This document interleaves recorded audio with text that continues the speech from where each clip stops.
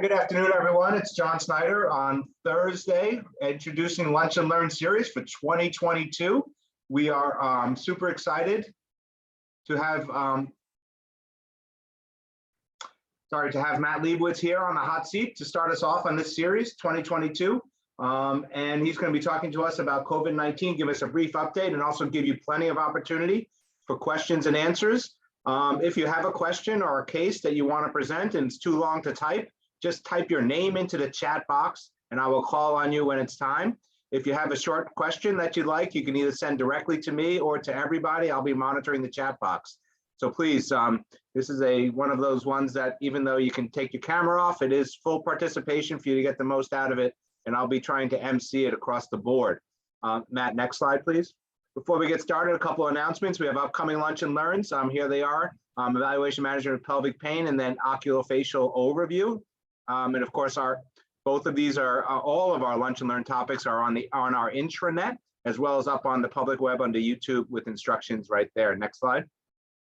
People have asked us about previous topics.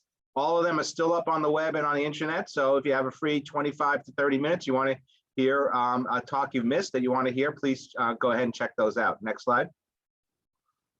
And then people have asked me, what does category 2 credits mean? This is the self-learning in your category, AMA category 2 credits. And we put a link in there if you need help in figuring out how to kind of claim those category 2 credits.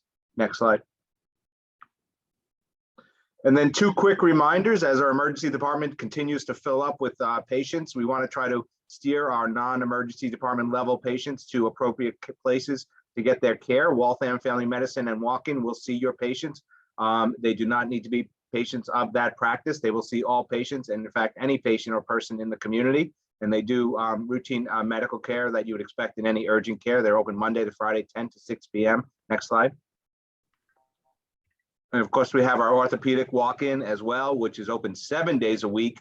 This is a great option for your patient who has an orthopedic injury and does not want to wait 5 hours and pay $500 to go to the emergency department. They will be seen by an orthopedic physician assistant and or board certified surgeon from Newton-Wellesley Medical Group of Mass General Brigham Sports Medicine. We have x-ray, we have casting, all on site.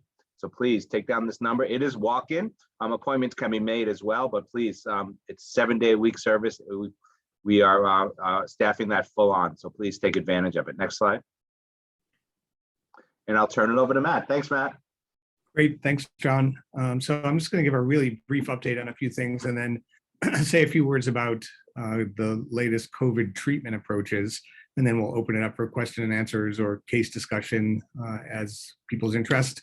So this is the latest statistics that the Mass Department of Public Health put out that shows the case rates, the new cases, 7-day average of confirmed COVID-19 cases, that this is perhaps an undercount. The use of home antigen tests is increasing in the community. That, to get a PCR is a little difficult at times. The use of home antigen tests is good to make a diagnosis so people can do the right thing about isolation. And then we're using it internally now for perhaps return to work earlier if you're positive. But this is probably an undercount because many of those antigen tests don't get reported or get reported slowly into the Department of Public Health's surveillance. The rates of positive tests, so in this green graph here, this is the testing positive rates. So these are all those tests, and again, including only PCRs or antigens that are done from a test center that's reporting to the state. These are not going to include home antigen tests. And you can see between those two, maybe there's a downturn and maybe we've reached the peak of cases and it's starting to head down. But this is going to be closely monitored over the next week or two. The experience in Europe and in South Africa suggests that we're kind of in that 1 or 2 week window now where we expect the Omicron surge to be peaking and decreasing over time, but close monitoring ongoing. But of course, the hospitalizations and the deaths lag behind, and the hospitalizations probably lag behind the peak in case rates by about 2 weeks or so, and then the deaths lag behind by at least 2 weeks, if not more like 3 to 6 weeks behind, as patients who are admitted to the hospital with severe COVID-19 are in the ICU and supported for a period of time, sometimes with improvement and sometimes without improvement. And this is another statistic that you might have seen in the Boston Globe. This is from the website that the Mass Water Reclamation people, the people who do the processing of wastewater for the region. This is from their Deer Island facility, where they sample periodically and do RNA PCR for SARS-CoV-2. And this shows kind of the difference between the current surge and previous surges, where there was way more virus in the sewage more recently compared to last winter. But this shows that it is going down rather suddenly over the last week or so as well. So as a leading indicator of what's going on in the community, this might also indicate that we're kind of around the peak and maybe heading down from the peak from here. And I'd like to take a few minutes next to just discuss some of the latest approaches to COVID-19 treatment, and then we can go into question and answers or cases.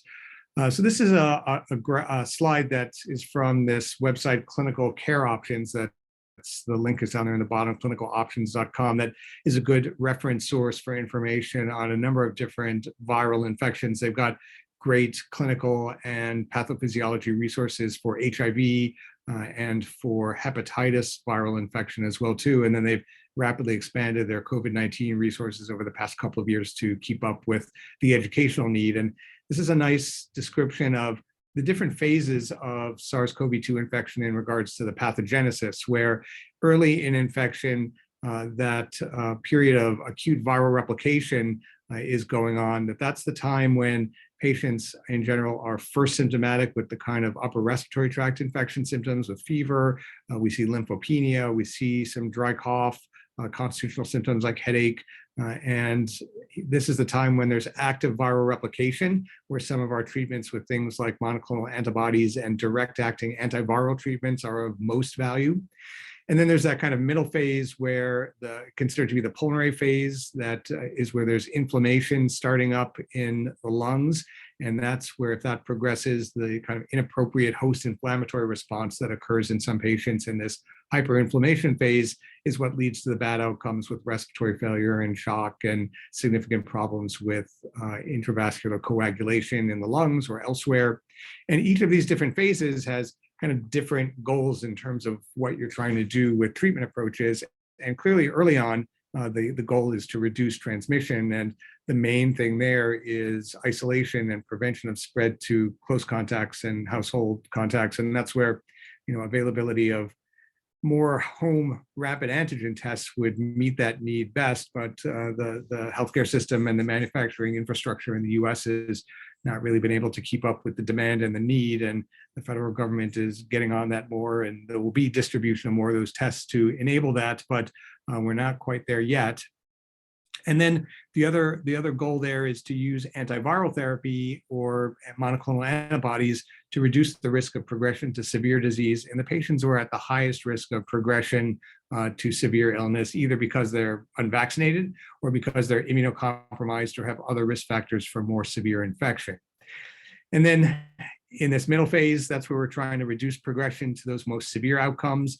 Patients might have symptoms like shortness of breath or hypoxia, and that's where starting to tamp down inflammation is part of the process, part of the treatment response. And then in that hyperinflammation phase, there are various approaches to decreasing inflammation, along with the supportive care from mechanical ventilation or anticoagulation or other anti-inflammatory treatments, like even statins for patients who might be candidates for statins. Otherwise, there's some evidence to support their utility there as well.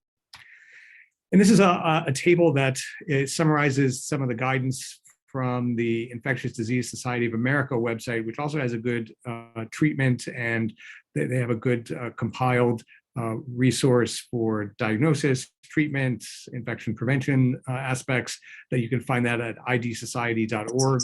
If you search for IDSA COVID guidelines, you'll find those. That really the only thing that they really recommend as part of their guidelines based on current evidence is the use of dexamethasone for patients who are hospitalized with critical COVID-19. So that's patients who have mechanical ventilation or significant end organ dysfunction like ARDS. Otherwise, it's a suggestion, and most of these are things that we do routinely in clinical care, but the evidence base is not as robust as might be desired in most kind of clinical guidelines, that for these sickest patients with severe COVID-19, definitely in the hospital, we're using dexamethasone. In the patients with progression towards need for high flow oxygen with elevated inflammatory markers, we're using other anti-inflammatory medicines like baricitinib. We previously used more tocilizumab. Baricitinib probably has more broadly active impacts on inflammation than the fairly targeted impact of tocilizumab. And for a while, tocilizumab was unavailable due to constraints in supply. And now we're in a phase where it's being used and obtained in the pharmacy mostly for ongoing treatment of patients with autoimmune disorders and not COVID-19. So we've really used more of the corticosteroids and baricitinib. And then patients who are early in the phase of infection were admitted with shortness of breath and hypoxia. That's where remdesivir is also a suggestion, and it has the greatest value within the first 5 or 10 days in that viral replication phase. Probably doesn't have much benefit in the middle phase or certainly in the later phase compared to that early phase.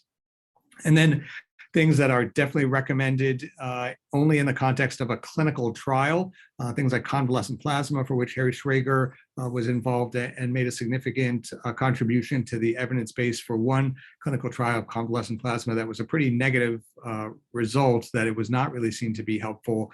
That convalescent plasma is not something we're doing at all now.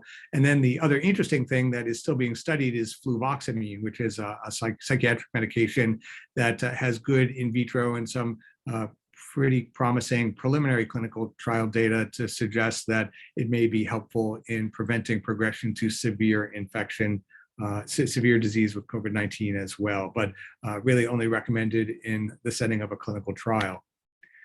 So in more detail for some of these treatments, the monoclonal antibody, the only one that's currently being used, we went from having bamlanivimab to then the combination bamlanivimab and then the combination casirivimab, a Regeneron product that was used throughout the previous phases.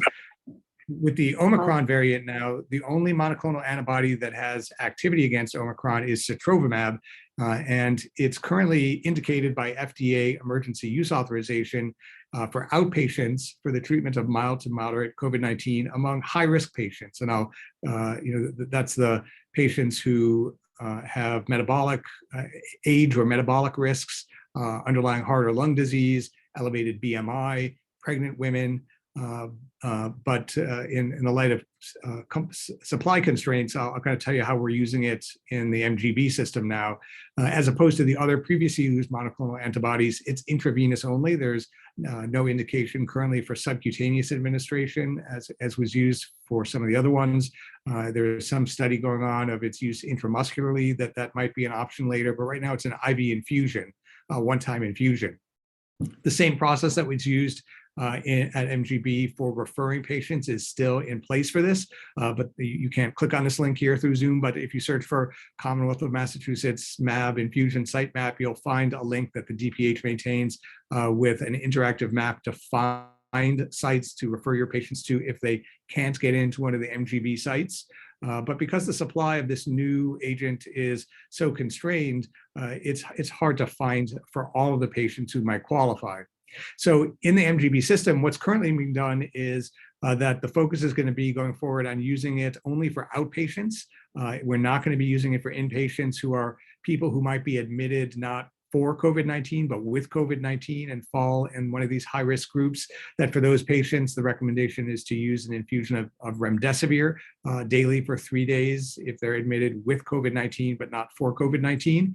And then for outpatient use, it's only the highest risk patients that really have access to sotrovimab now. And that's the tier 1 patients that if you look here on this NIH COVID-19 treatment risk tier, this is immunocompromised people who are not expected to mount an adequate immune response to COVID-19 vaccine or be at highest risk.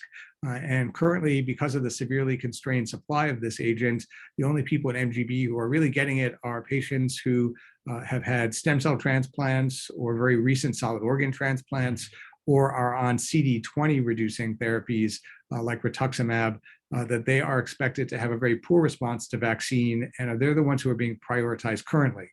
As supplies of sotrovimab improve, we might see some of these other risk tiers getting it as an outpatient, but that's not likely to happen right now. And then the other monoclonal antibody that's going to be in use over the next few months is this silgavimab, which is under the trade name Evusheld, that's indicated for prevention of COVID-19. So the other thing I'll add about sotrovimab is that it's not indicated for post-exposure prophylaxis. It's only indicated for treatment.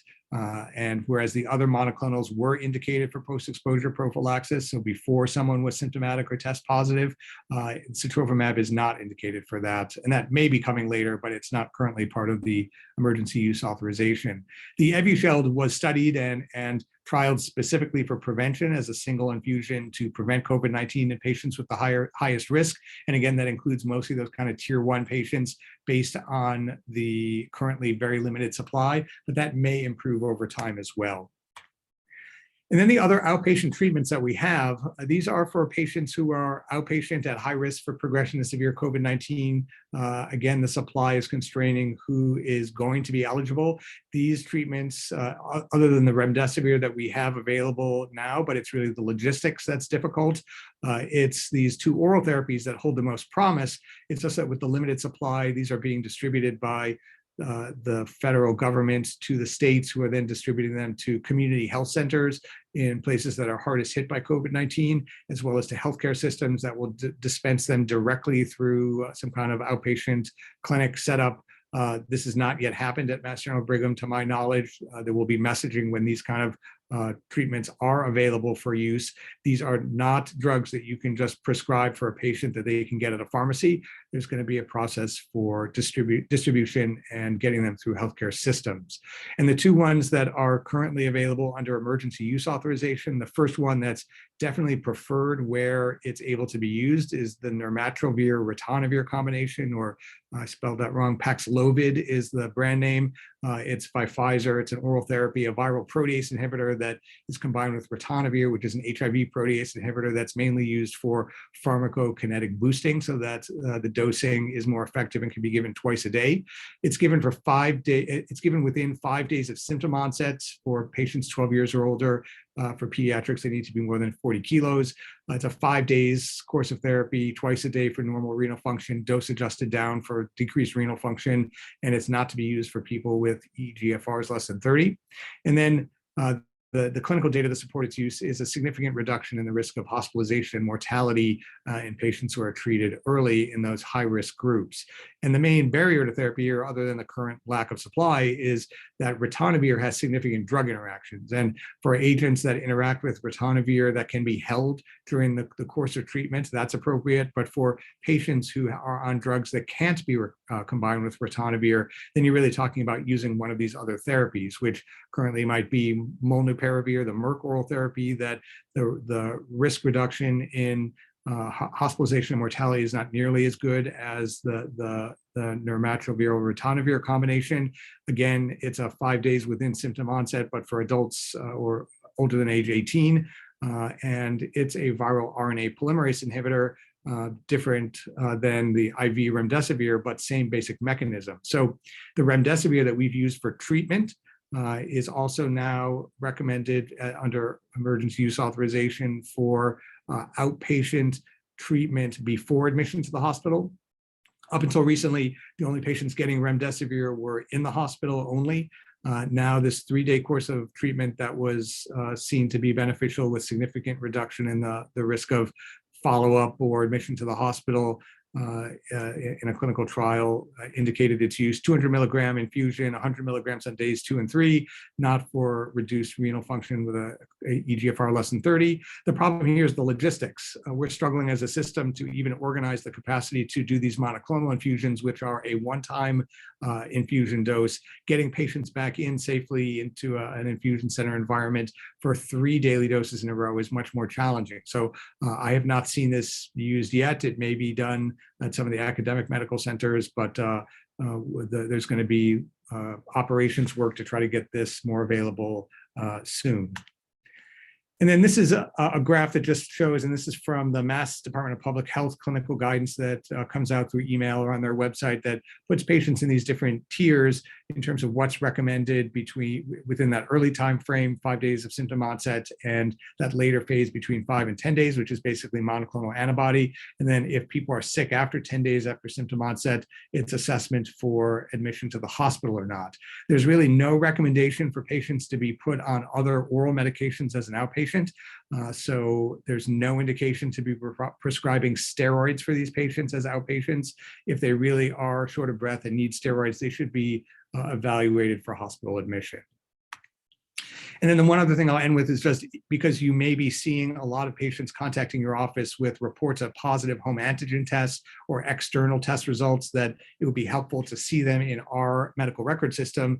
There's a link here to the tip sheet, and maybe we can even send the tip sheet around in an email to people who are on this mailing list to enter those in yourself, that if you can enter in an external antigen result, then the banner will show up either COVID-19 or COVID presumed, and then the infection control aspects and safe care can be more easily done as an outpatient. So I encourage anyone who is able to do this to enter in these external results, because I'm sure you're hearing about them from patients.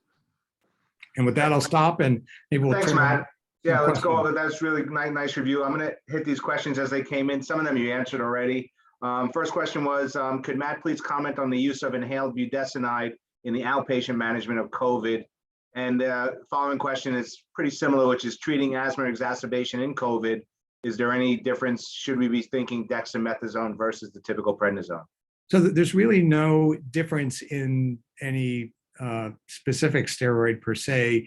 Methylprednisolone is suggested for inpatient use as well. I think the habit has been dexamethasone, but an equivalent dose of corticosteroids by doing the conversion between the different steroid strengths for systemic steroids would be appropriate. And there's nothing particularly magic about dexamethasone versus others. But again, unless you think there's some other aspect to their scenario, like it is an asthma flare in the setting of COVID, none of the guidelines really indicate the use of steroids for outpatient management of COVID-19.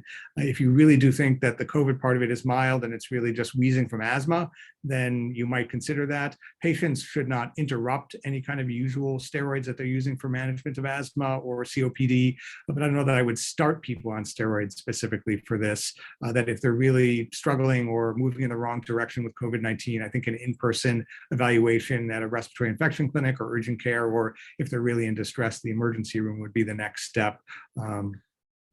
Great. That clears up the steroid aspect of it. And then there was a couple of questions about antibody testing. Has the thought changed about antibody testing at all? No. So, there are the two kinds of antibody tests. There's the general antibody test that's looking for a nucleocapsid that shows whether or not you have been infected, but it's not a quantifying test to say any aspect of immunity. It only indicates past exposure to real viral infection or not. And if someone has a syndrome and they didn't get a PCR, they didn't get an antigen test, and you're wondering, was it COVID-19, that SARS-CoV-2 nucleocapsid antibody test is the way to find out in retrospect. The spike antibody, that's perhaps the way to tell immunity based on vaccine status, is not validated to do that. The tests that are offered are not enough to say if someone is really immune to COVID-19 based on a vaccine and is being studied in research studies. So I would not use that routinely. If the patient is a seriously immunocompromised host and a super specialist who's following them for bone marrow transplant or CD20 depletion, then it might be considered on a one case off basis, but I wouldn't do it routinely. Okay, thanks, Matt. Dr. Mayo presents a case, a 68-year-old woman, COVID positive, mild symptoms, headache, head congestion, fever, just before Christmas, fully vaccinated and boosted. Everything's gone except for a global headache, low-grade fever, and chills. She's ruled out other things. Good enough just to watch and wait. You've seen this before? Yeah, I mean, some people struggle with persistent symptoms, but if they have fevers at that point, I think most of the patients we're seeing with Omicron are really having brief periods of fever at the beginning and more predominant upper respiratory tract infection symptoms rather than lower respiratory tract or chest symptoms, that if the patient is just feeling unwell or run down with headache, that might be okay. But if they've got persistent headache and fevers with chills, I would suggest some kind of in-person evaluation. If the fever workup is negative, as says there, like if you've had a chest x-ray that shows there's no bacterial pneumonia, you could just wait and see. But if you're worried, an in-person evaluation sometimes is helpful. Thank you. Okay. Thanks, Denise, for that case. Another question, quick one. How long does the home test, the antigen test, stay positive if someone has COVID? Yeah, so that's a really good question. And there's been, Michael Mina from the Harvard School of Public Health has been a strong proponent of good availability of home tests to be able to do self-tests, mostly to see if you're still negative before you go to events where you might be exposed. Now we're in a different phase again, and there might be need for that later. But for those positives, which it's very useful to have these antigen tests to make a positive diagnosis, there's some data to suggest that some people will be negative after 5 days, that current approach that we're doing for healthcare workers to potentially get them back to work sooner, that on day 5 you can do a test, and if it's negative, come back to work sooner if symptoms are improved or resolved. That I don't really know the kinetics, and it's probably going to differ between different antigen test platforms, and it's going to differ between collection specimen. That these are all self-collected. Some people are going to collect a better specimen than others. That I don't know that there's a rule about this, but I bet that by day 7 to 10, I think more people with Omicron are going to be antigen negative than not, but I haven't seen any publications that definitively say that yet. Great. A quick question, I think you answered this the other night, which is, should we be recommending oral swabs for the rapid antigen versus nasal because of Omicron's predilection for the upper respiratory tract? Yeah, the FDA has been clear about that they say that their tests that have been cleared for use should be used as directed, that people shouldn't be putting these swabs in their mouth for diagnostic testing. They should use the nasal route. And whether there's reduced sensitivity there, these platforms were not developed or validated for that. I wouldn't recommend it. Yeah, okay. And then this is an interesting one because we're seeing this a lot in the office. I've had several patients who are symptomatic for several days, negative PCRs, day 1, day 3 of symptoms, and then a positive rapid antigen shows up on day 4. Similar situations in other patients, PCR negative, rapid antigen positive 1 day later. I'm not sure what to make of this, given that the PCR should be more sensitive. Can you shed any light onto this issue? I don't know that I really can. I mean, the upper respiratory tract is the place to look. And again, nose versus throat, maybe a nasopharyngeal true test, which aren't being done that frequently anymore, might have a better chance of detecting it on PCR, but that is kind of an opposite result than I would expect. And, we're doing so many antigen tests now that, again, the small rate of false positives was the concern previously when we were discouraging their use for clinical reasons, like people coming into a hospital for a procedure. We weren't allowing antigen tests as a test of negativity there. That similarly, the false positive rate is very low, but now with so many being done, you're going to see it once in a while. So whether this represents a false positive or some kind of strangely discordant result versus PCR antigen, I couldn't really say for sure, but in the setting of symptoms and widespread transmission, I would take any positive test as a positive test and then just proceed on from there, assuming it is a true positive. Okay. There is a philosophical question in here, Matt, that I think a lot of people are asking, which is Omicron a sign that the virus is mutating towards a more endemic and mild state, or is that just a theory that people are cooking up? I mean, I hope so. I think it kind of depends on what it means to be immune from vaccine and what it means to be immune from natural infection. And, hopefully we can get back to more normal activity. And the nature of the endemicity is going to be the issue. Like, if it's like this, but this bad every year, every winter, that would be terrible. And that was one possible endemic pattern. It depends on how long lasting the immunity is and how the virus changes over time. And I think it's too early to know, but I think there will be more data and more epidemiologic analysis, and hopefully we will go towards a more tolerable seasonal coronavirus infection. There's a couple of questions I received about the kind of long hauler. We don't hear a lot about that because Omicron has taken over recently, but thoughts about the brain fog that go along with long hauler, anything you've seen in the literature? I mean, people are very focused on these kind of symptoms, and no one ever gets formal neurocognitive testing. I mean, people are just, there's so much anxiety and stress and depression and substance use, and it's just this is one part of what people are complaining about in COVID. I don't know that there's any definitive treatments or approaches that are helpful. I think the kind of general supportive care and giving people time to recover is pretty much all we have now. In patients who are really immune compromised, there may be ongoing viral replication, but I think in the average immunocompetent host, I think these kind of post-viral struggles are more common even than we knew about before COVID. People getting influenza or other respiratory viruses and really being wiped out for a month or two, I think happened before. It's just now so many people are getting this, and there's so much focus on it that we're hearing more about it. But those are tough problems. Okay, I know we're at 1 o'clock, couple more questions. Before we leave here though, before everyone starts to leave, I wanted to tease next week's medical grand rounds. Matt, I know you're hosting it. You want to talk 1 minute about the speaker, because it's a rather amazing guy. Yeah, Dan Baruch, he's a infectious disease virologist from Beth Israel Deaconess, whose lab developed one of the adenovirus platforms that he was originally developing it for use for an HIV vaccine, but then pivoted towards SARS-CoV-2. And for as much as there's been trials and tribulations for the Janssen J&J vaccine, he gives a good presentation about how he developed it and how his team work on proof of concept and animal models and bringing it to the human population, as well as the difficulties with side effects and toxicities. And he'll give a good overview of our current state of vaccine use for SARS-CoV-2. And again, those grand rounds are amazing. 8:30 Wednesday, just log on. If you're not getting those links in your email, please contact me. I'll get to the right person. Dr. Crouch has a very interesting question about where does healthy pregnancy fit in the degree of immunocompromise?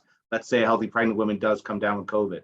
Yeah, I think you would take that seriously. The molnupiravir is contraindicated in pregnancy due to concern for potential teratogenicity, but the other treatments are out there. If we had sotrovimab for everybody, a pregnant woman with a new diagnosis of COVID-19 would be a good candidate for sotrovimab infusion early in infection. But I would take infection in pregnant women seriously. Most of them do well, but some of them struggle.